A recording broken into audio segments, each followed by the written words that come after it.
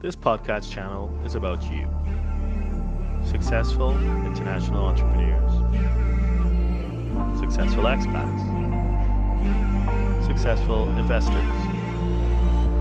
Sponsored by HTJ.tax.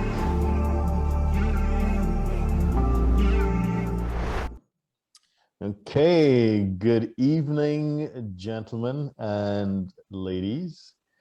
Thank you for joining us here on HTJ.tax, a member of Moore's Rule in Asia Pacific. Today, we're going to talk about the advantage of Penang for those remote workers, digital nomads, location-independent entrepreneurs.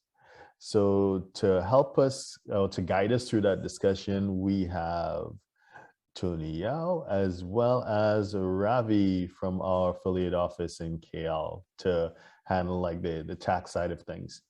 So without further ado, I will hand it over to you, Tony. You have the mic.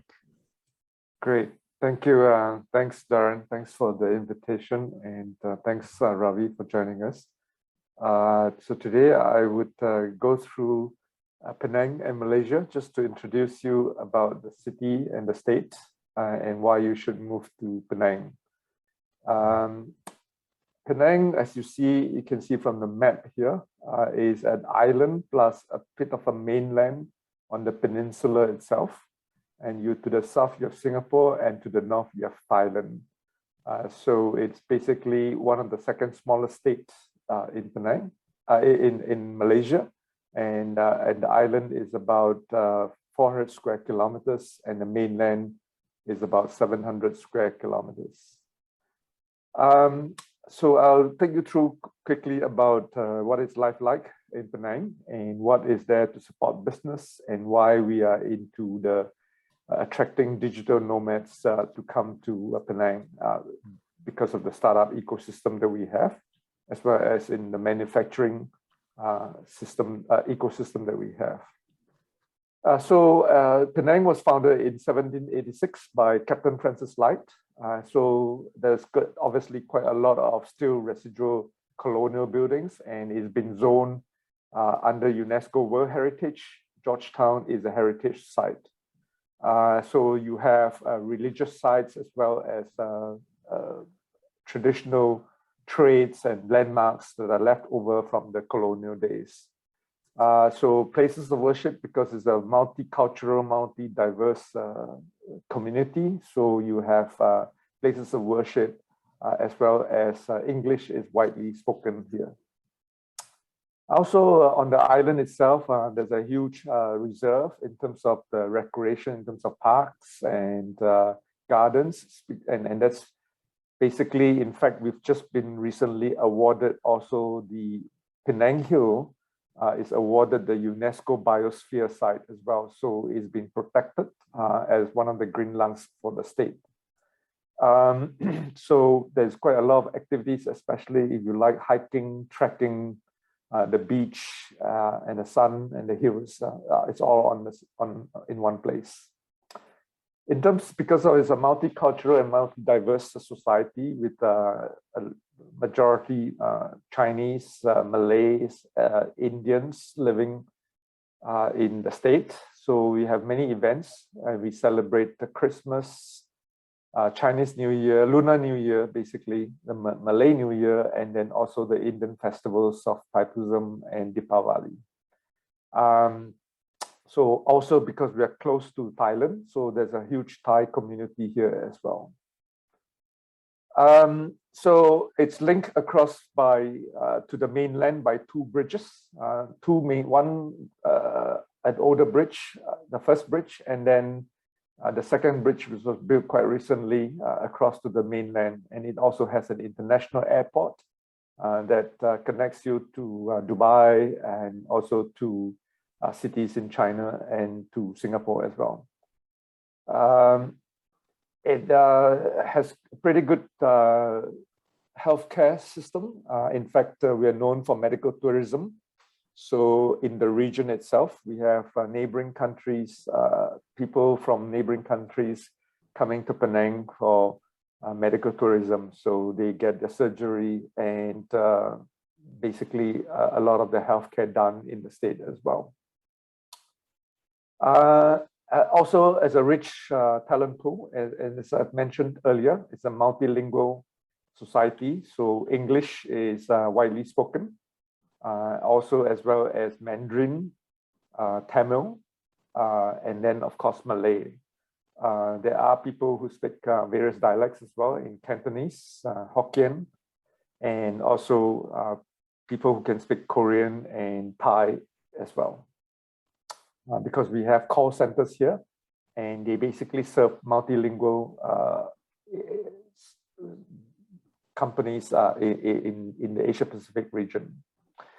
It's a pretty kind of a population in terms of the adult population. So it ranges between half of them, basically, between 20 to 60. So that's a pretty young population in terms of what we have here. Although a lot of retirees like to come to Penang, especially under the Malaysia My Second Home program.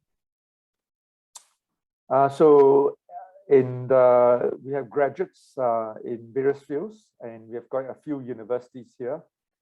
Four of the major universities are here, and the top science university is based in the state, University Science Malaysia. And then we have other private universities as well.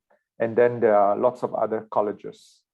It's very active in STEM or STEAM in terms of education. So it's very highly encouraged because we need a huge engineering pool to supply to the manufacturing ecosystem in the state. And in fact, it contributes to a large percentage of the GDP for the country. The government funds supports a lot of programs, especially with the federal agencies like MDEC, MIDA. So if manufacturing companies want to invest in the states, so they would get grants from federal in terms of tax incentives. And then for MDEC, especially for digital talent, you get a foreigner visa, a work visa, and then also an entrepreneur scheme in terms of support for grants and also for MSc status for tax. And then also in the north, especially the Northern Corridor, which comprises of the 4 states of Penang, Kedah, Perlis, and Perak. They are actually also part of the Northern Corridor, and they will get additional incentives, especially on hiring subsidies. If you hire local graduates to do your startup, then you get a hiring subsidy for fresh graduates as well. I'll come back to the tax a bit more later. So Penang is kind of known as the Silicon Valley of the East, in the fact that we have got about 300 over semicon and high-tech industries here, the likes of HP, Agilent, as well as B. Brown and medical devices. 7 of the top medical device companies, Boston Scientific, they are all here. And Broadcom, so the semicon companies, even Lam Research has just opened recently, Micron, they're all based here. So a very big manufacturing, especially in high-tech and electronics manufacturing. Also a startup ecosystem that we have in terms of the successes that we have. In fact, quite a lot of them exited. For example, Deliver8 has been bought up by AirAsia, JobStreet has been bought up as well and listed. And then there are several other startups that actually are born out of Penang. Although we are looking still for the unicorn. Yeah. The cost of business working in here, so affordable co-working space, so price range of about 250 to 600 ringgit, which is about 60 to 150 US dollars. So about $1 US is about 4 ringgit or 4.5 ringgit. And so you have pretty affordable co-working spaces. So in the Georgetown area alone, these are all the co-working spaces, and they are basically within less than 5 or 10 minutes drive from each other. And then across on the mainland as well, there's also lots of other short-term co-working spaces as well. Even service suites in terms of offices. It's also available on the mainland and also on the island. So this is the island itself, and then on the mainland is where a lot of the industrial manufacturing is. There's only one industrial park on the island, and the other 9 are on the mainland itself. The accommodation is quite affordable, so you've got various co-living, and actually also there's like Forward School, for example, is actually a school that teaches technology. They provide co-living as well as co-working space, right? And then you have other co-living spaces around nearby, and they are all in the heritage area. So they are basically pre-war houses or renovated for the purposes of co-living. The cost of living, obviously, as you can see, compared to the other cities like Kuala Lumpur and New York or Singapore, it's quite low in terms of the cost of living. And pretty much, as you can see, in terms of the cost of a meal, for example, a burger, I guess the burger is the same from KL and Penang, but the cost of living and fitness clubs and all that is definitely a lot lower compared to the capital, for example, in Kuala Lumpur or Singapore. Okay, here's the tax bit that I would like to just share a bit. So the personal income tax ranges, and obviously you don't get tax for the first 5,000 ringgit, and then beyond that is on a sliding scale, and basically progressive tax of up to I guess a max of 30%, yeah, on the tax for an income bracket of 2 million a year, and then on the right side is basically corporate tax that I wanted to share, which is basically on the first 600,000 is 17%, and then subsequent to that is basically 24%. Paid up capital of more than 2.5 million, and then after that is a flat rate tax of 24. The withholding tax is again same thing. So I guess there is always withholding tax if you are looking at non-residents. So there's a withholding tax, but compared to the US, is still a lot lower. I think US is about 33%. So here it's a lot lower than that. There's also an option to set up a Labuan offshore account. Labuan is across in East Malaysia. It's just another island, and it's basically set up for offshore accounts, and you can open, and it's literally almost zero to, I don't know, in some circumstances there may be 3% tax, but usually it's zero tax. And then basically you only need to have a paid up capital of $1 US, and you can open a multi-currency account for 10 to 50K US. And Labuan is a free port, and so there's no import or export duties. The other scheme that is available is Malaysia My Second Home. So this is basically you get a residence visa for 10 years. But the minimum age has now been raised to 35, and you need to have a monthly income or a liquid assets of 1.5 million ringgit, and then a fixed deposit of 1 million ringgit, and then you must spend at least 90 days a year in Malaysia, and an annual visa fee of 500 ringgit. So that's basically the Malaysia My Second Home, and a lot of people have chosen Penang to be one of their residents in Asia. So the Creative Digital District is basically where our office is based in Digital Penang. And here is basically the heritage area that I showed you earlier. And this is where a lot of the startup activity is happening in this area, and a lot of the co-working spaces also in this area. The ability for you to mingle, and in fact, Draper Startup House is actually set up in this location as well, right? And they are bringing in startups from Scandinavia. Penang, basically the focus is on deep technology, and we have basically hardware companies. We have AI chip design companies. They also manufacture wearable devices. So if you have a startup that you're thinking of doing a prototype or MVP in wearable devices and stuff, so there are lots of local companies that are able to do your prototype for you in terms of doing that. And so that's where the hardware and engineering guys are skilled in.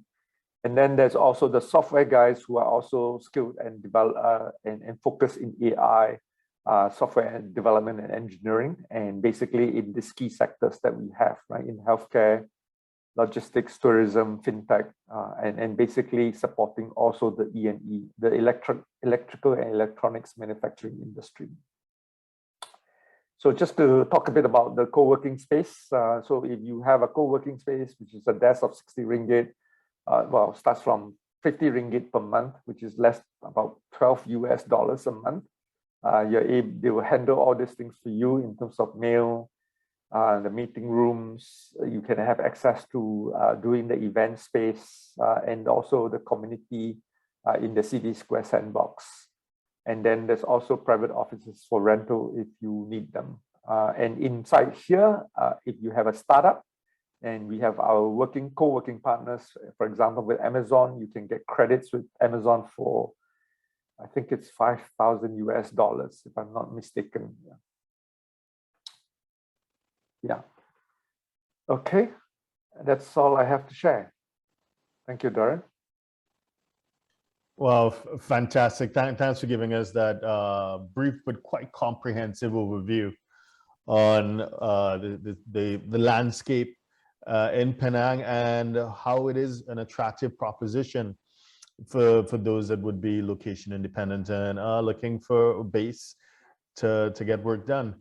But understandably, we live in uncertain times, right? You know, things are happening, you know, and I would imagine that has had some impact as well. So specifically, how difficult is it to get to Malaysia right now in terms of the requisite visas and stuff like that? Is it the same as you've described? It's a pretty straightforward process, or is there anything else that someone needs to like consider or prepare for to get the requisite visa? And what is the right type of visa to enable someone to take advantage of the Penang opportunity?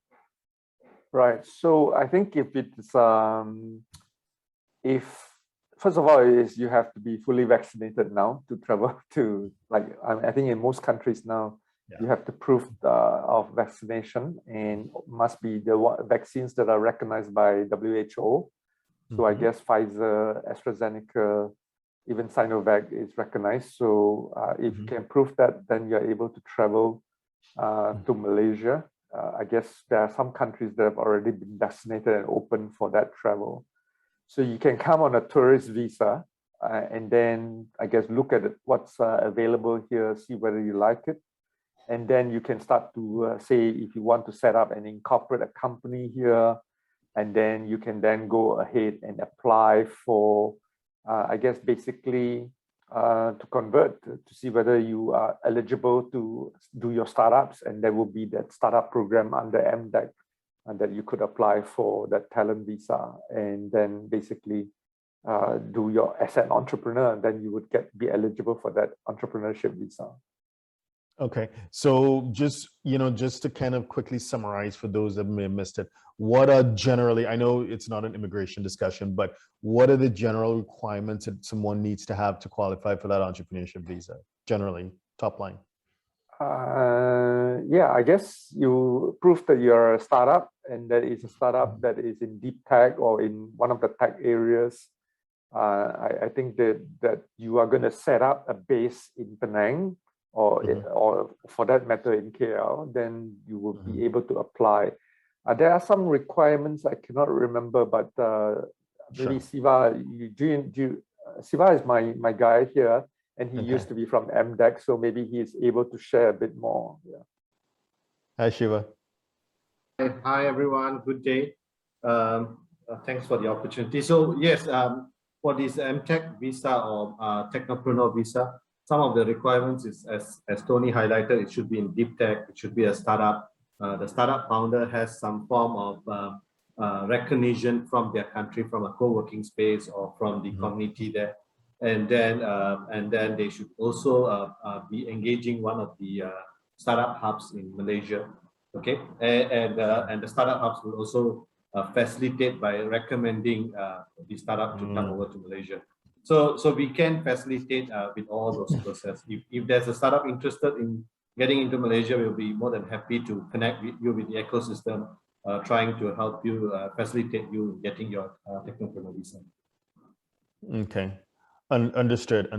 And would that entrepreneur need to form a Malaysian company, as Derren had? Yes, definitely. Okay, and of course, for those who may not be aware, there are some minimum capital requirements. Am I correct in saying that? Yes, there is a minimum capital requirement for basically there's two parts. One is that if it's a Sdn Bhd and it's a what do you call that? You're not coming in through the technopreneur visa, then your minimum paid up capital requirement for fully foreign owned companies is about $500,000 ringgit or 125,000 USD. Right, and for the entrepreneurial visa, then it's much more relaxed. Basically, it's a very minimum sum. But the major thing is the tag.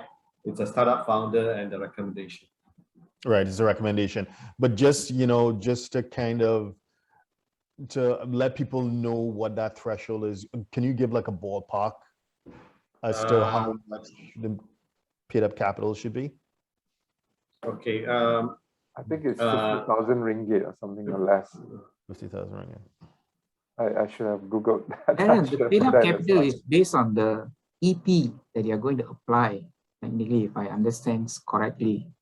Because if let's say your EP, you're going to apply more, means your paid up capital should be more. But the minimum, as what Siva has told, I think the minimum is 500K.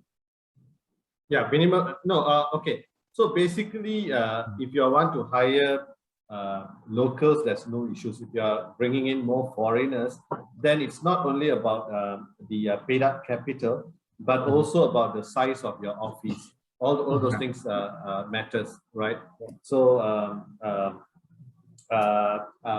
because we have MSC companies, large companies, still with 500,000 paid up capital, but it depends on the activities, depends on the average salary of this person who's coming from the overseas. And all those, and of course there should be a balance of 70-30 local and foreign. Right. So let me look into MTAP visa paid up capital because I used to handle. Yeah.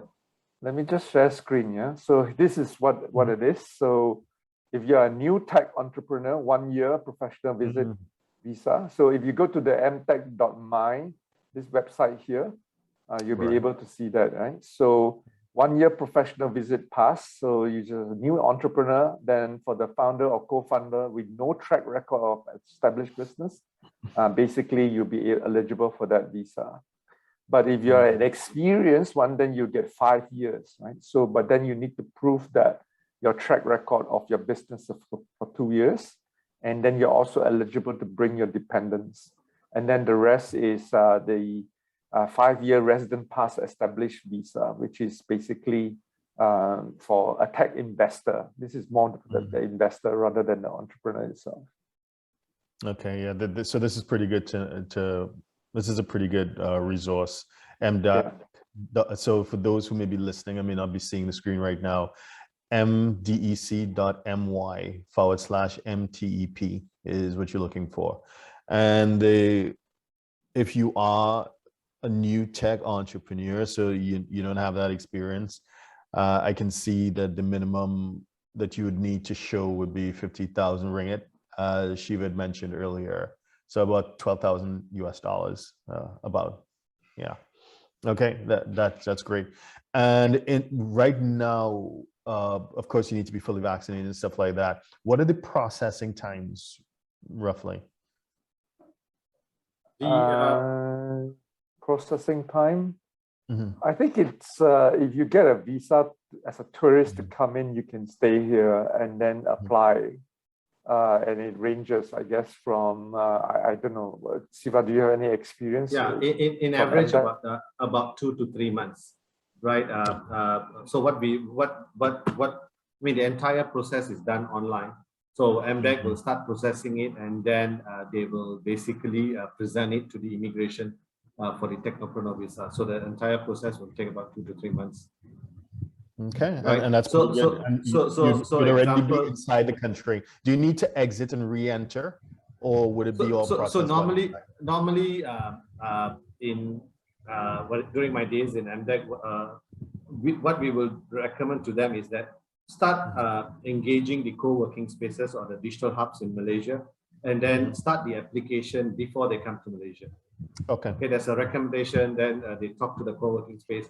Then we try to get them the MTAP visa before they come into Malaysia.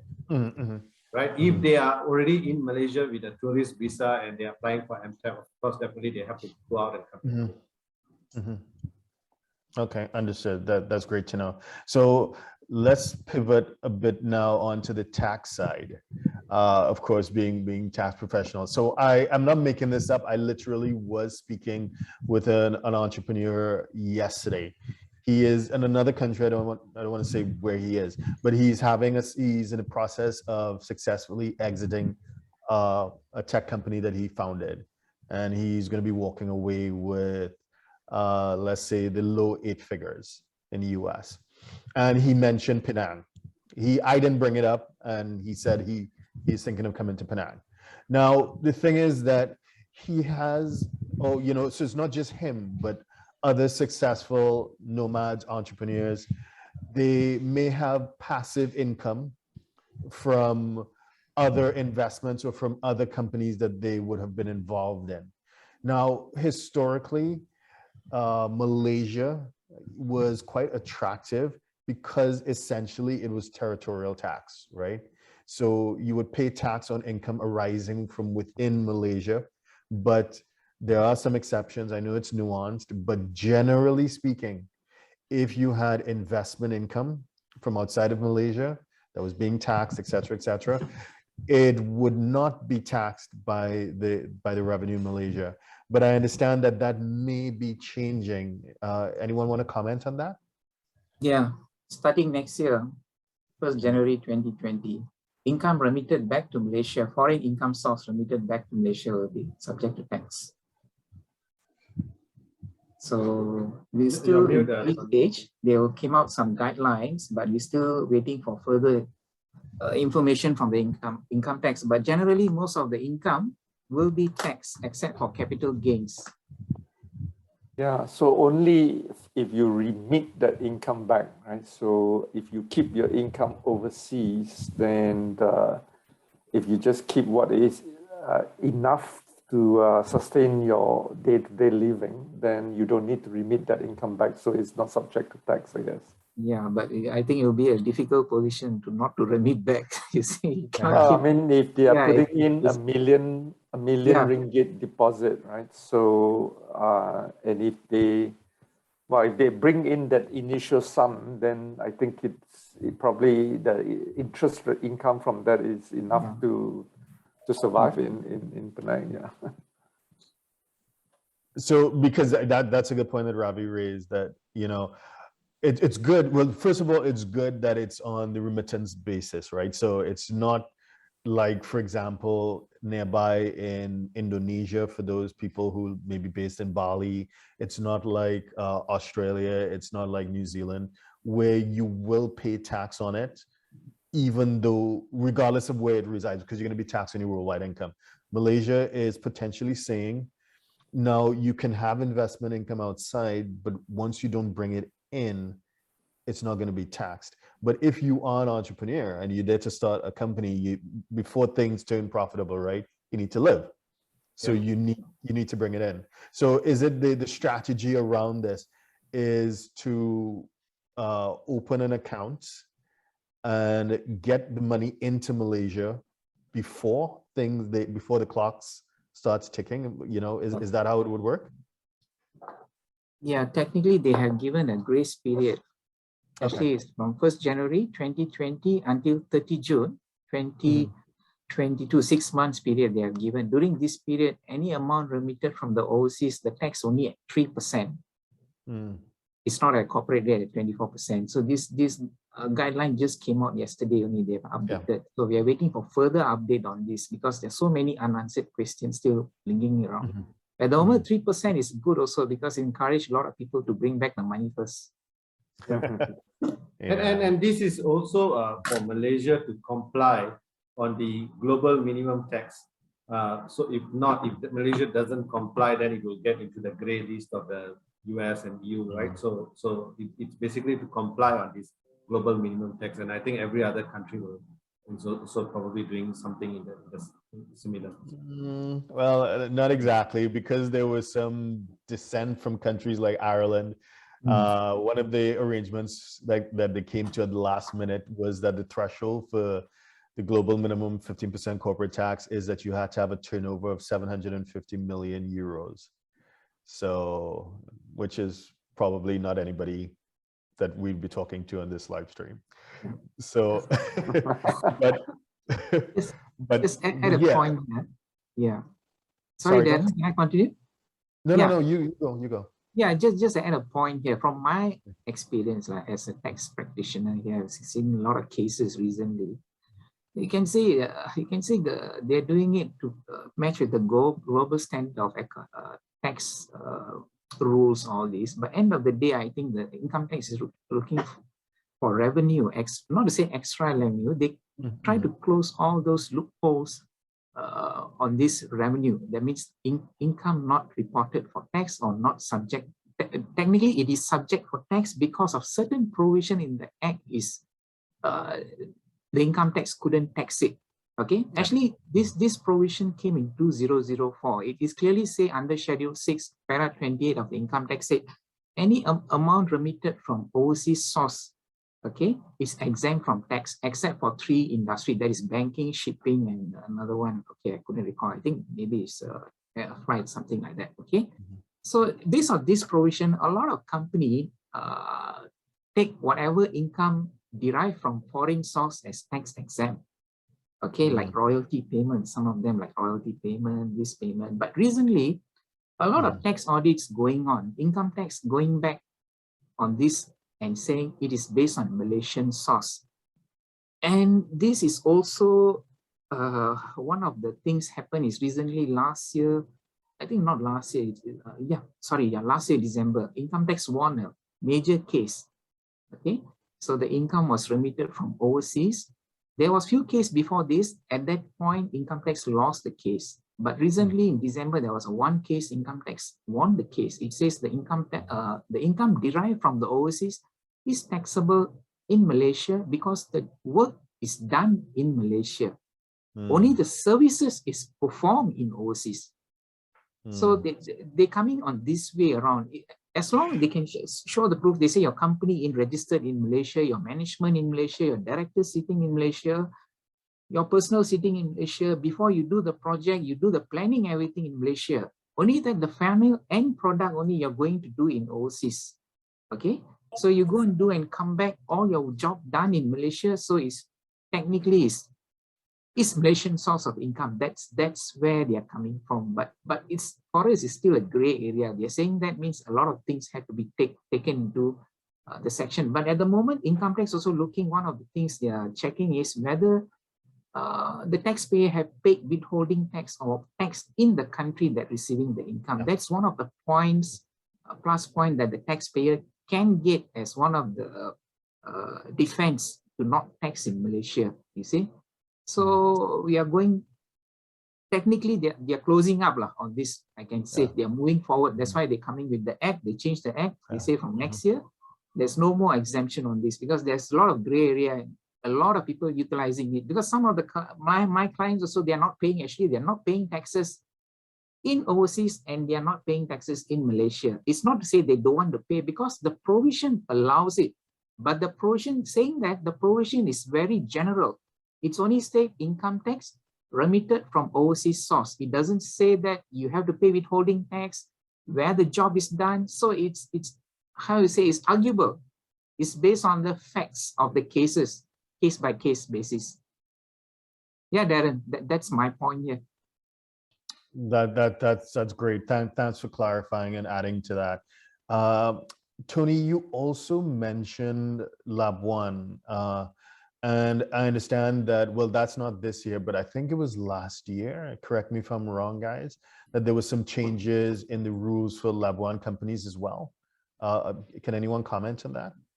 Yeah, probably Ravi, you should comment on that because I'm not very familiar. I have a small slide here. Maybe I can share this. Y'all can see the slide? Yeah. Okay, just a quick one. I got a few things to me here.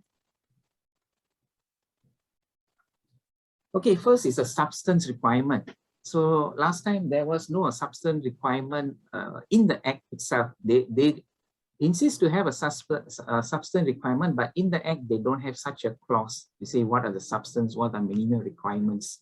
But since 2019, 1st January, they have started this and they've implemented from 1st January 2020. By right, they're supposed to start in 2019 because there's a lot of backlash from the industry, Labuan industry, especially the insurance. Then they delayed and then they implemented starting from 1st January 2020. So they say must have a substance. That means substance means you must have an office there, you must have a minimum staff, you must have a minimum expenditure. So it depends on industry based. It's not, it's a blanket requirement that you must have so much of staff. It's based on the industry. You are in this industry means you must have so much of staff. Example, like a holding company, they said you must have minimum 2 employees in Labuan. That means you must have a physical office there. And the minimum expenditure for the year must be 50K per annum, okay, to comply. If you don't comply to it, what happens is you will be taxed on 20% flat rate for the net profit, okay? But as you know, Labuan tax at the moment is only 3%. So you won't enjoy the 3% tax because you couldn't fulfill the requirement, you will be taxed at 24%. So that is the main thing on the substance requirement. Then abolishment of tax flat rate. Okay, because there is an option before this, either you pay 20K tax or you opt to 3% on your net profit. Okay, so they have lifted this 20K bench. That means there's no more anymore 20K. You have to pay fixed at 3% based on your net profit. That is the Labuan tax at the moment. That is one of it. Then income from intellectual property currently is taxed at company rate, that is 24%. Okay, that is royalty and intellectual property rights. Okay. Okay, then the other thing is restriction of tax deduction for payments made to Labuan companies and Malaysian taxpayer. Okay, some companies, they don't want Malaysian company that the other side to use Labuan as a shelf for not paying tax. That means they put all their expenditure here, technically. Okay, they throw the income here, then they want to avoid this thing. So what they say is, whatever expenditure made by the Malaysian company to the Labuan, only certain percentage will be allowed. Okay, for example, here under the rule, for interest payment, you only can deduct 33% of the payment. Amount not allowed, sorry, you are not allowed 33% of, that means you only can deduct the balance 67% technically. Lease rental same, other payments 97%. You only can claim 3%. Okay, so these are the restrictions they have made.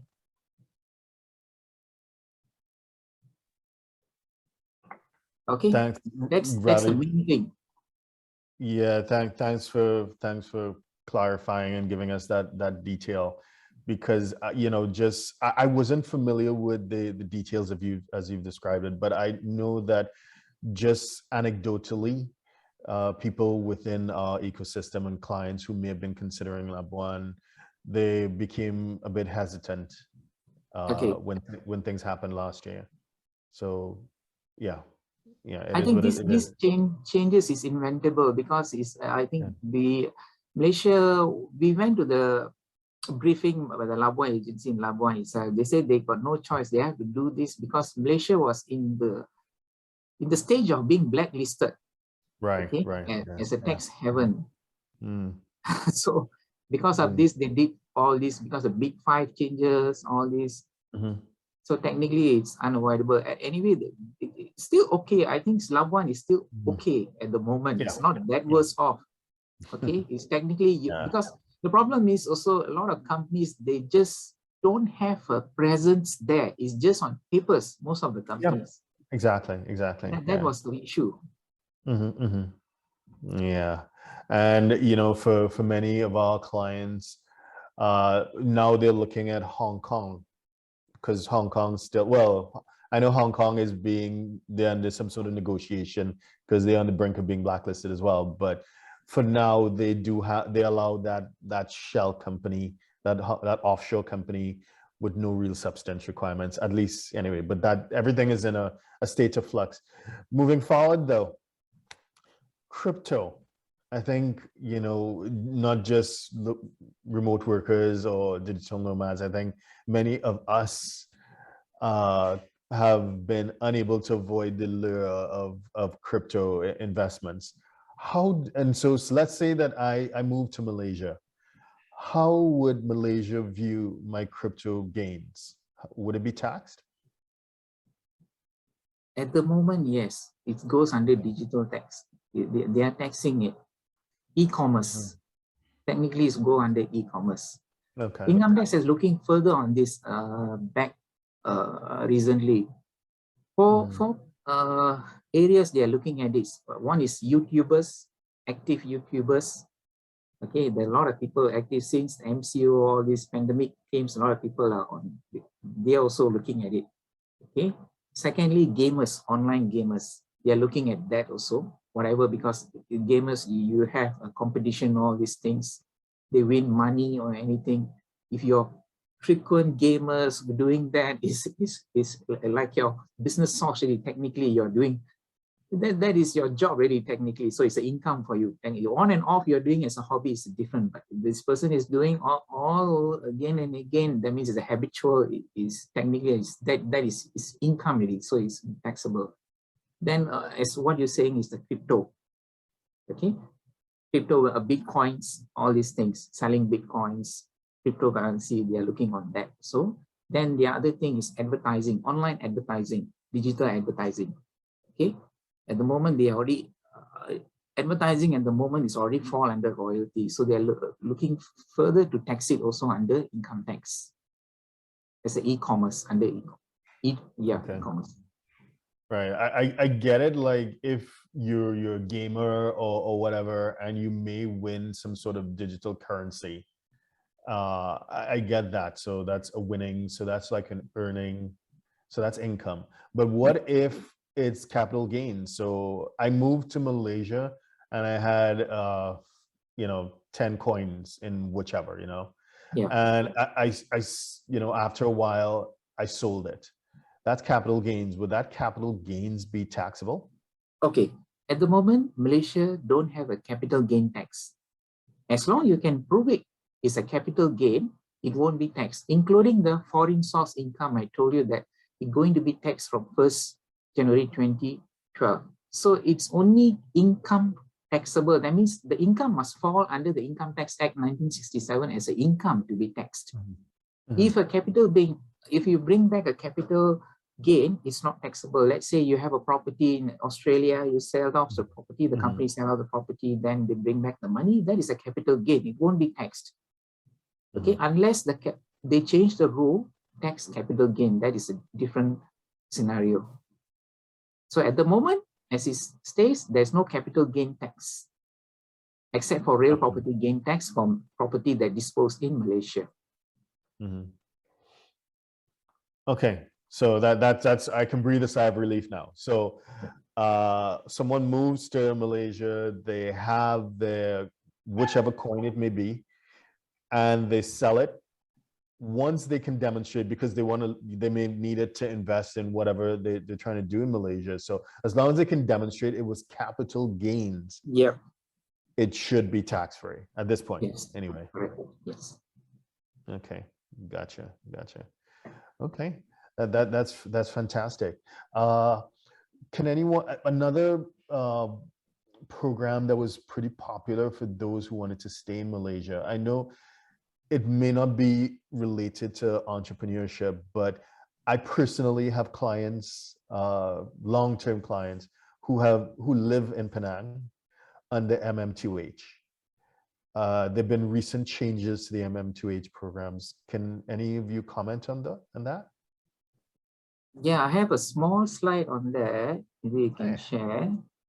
So Tony, you want to add means later you can add in. You all can see my slide? We're still seeing the Labuan ones. Okay, it's come up. Yeah, we can see MM2H now. Yeah. Can see it, huh? Okay. Yeah. Okay. Now, the first one is the monthly income requirement to qualify. Last time was 10K, Malaysian ringgit 10K, now increased to 40K. That is a four-fold increase. Okay. It's roughly around US 9.5, as what Tony has informed earlier. Okay. You need to show a liquidation asset 1.5 million. Okay. Okay. So earlier previously is only 150,000 Malaysia for age 50 years and 300,000 for those under 50 years. So now increase for 1 million is in FD technically. The 1.5 million, they break it up in the FD, 1 million. So it's quite a high figure. Okay.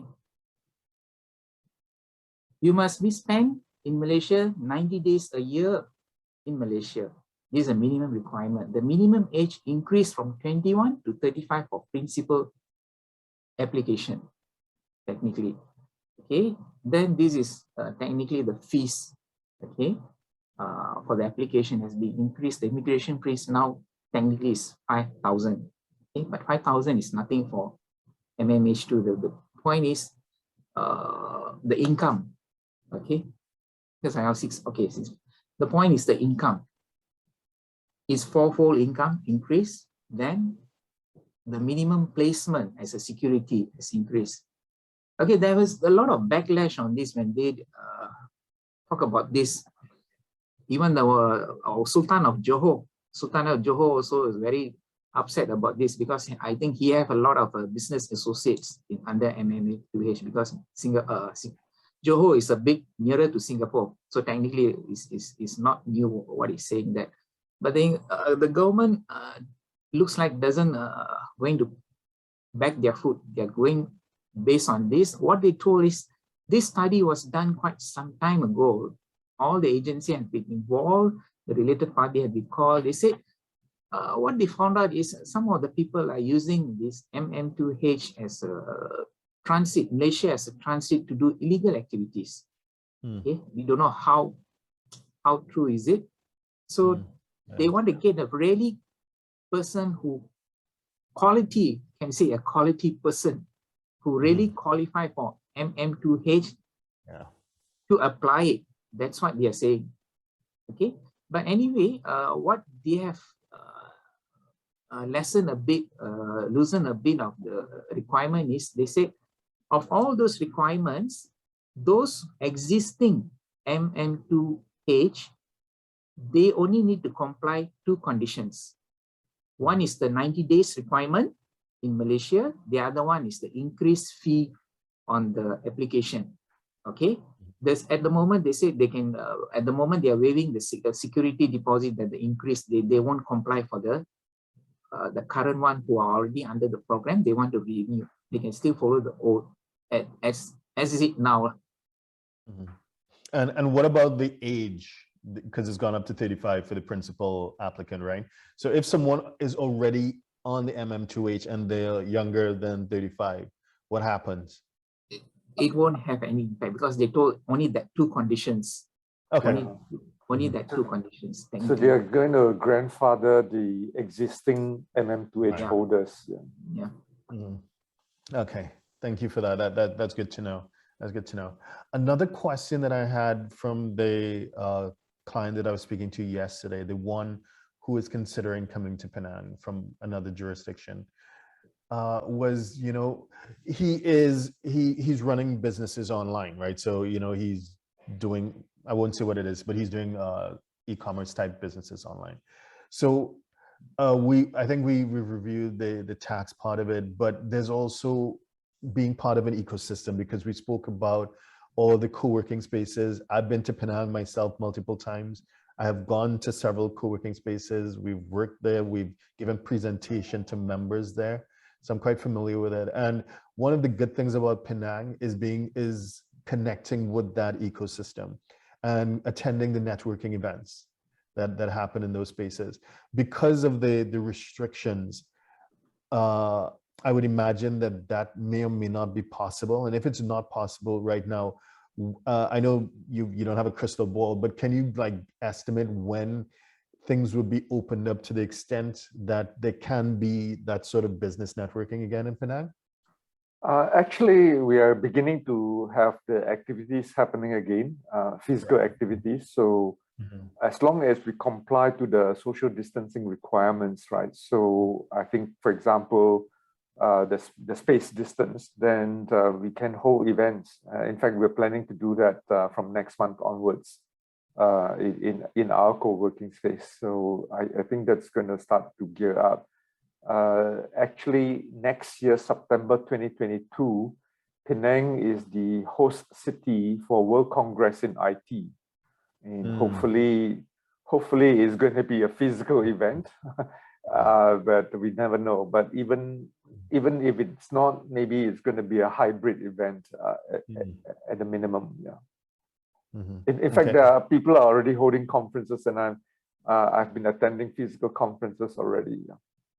Okay. And are there like any capacity constraints, like not more than 50 people? It all depends on the size of the ballroom and the size of the space. Yeah. Okay. Okay. Yeah. That's great. If anyone has any questions, if you are on Zoom, you can type in the box below, or you can unmute yourself and ask questions in the 10 minutes or so we have left. If you're on Facebook, please feel free to type your questions in the box underneath. Same on LinkedIn. If you have any questions, feel free to type your questions in the box underneath the stream itself. So I'm just going to have a quick look to see if anyone has asked any questions on those other platforms. I think no, we're good. We're good. So on that note, Tony, what's the best way? I know you typed it in the Zoom box, your contact, but could you say it aloud just in case someone is on another platform? What's the best way to reach you? Yeah, so if people want to reach us, just drop us an email at contact@digitalpenang.my or just visit our website. Yeah, but I think contact@digitalpenang.my would be the best, and you just have the title of the subject as digital nomads or moving to Penang, then we'll follow up with you. Yeah. Okay, that's wonderful. And Ravi, what's the best way for someone to reach you with their highly technical questions on Malaysia tax? Yeah, you can. You always can drop me an email, Ravi RAVI @rakithomas.com, or you can visit for further information our website rakithomas.com. Okay, we are in the most rolling link also. We can look at that. Yeah. So just in terms of full disclosure, so Ravi's office is an affiliate office of ours under the Moores Roland Asia Pacific umbrella. And within Malaysia, we have affiliate offices, not just in KL where Ravi sits, but also on Penang as well.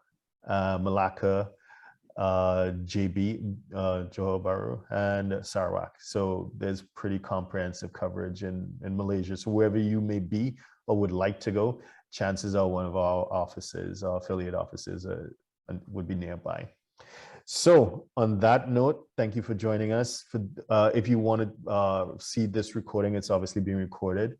It would be on Facebook, YouTube, SoundCloud, iTunes, Spotify, basically wherever you want to get your podcast, this will be made available, as well as on our website, hetj.tax. So we do these live streams every week, different jurisdictions, different places of interest, always from a tax perspective. Thank you for joining us, and we'll see you next time.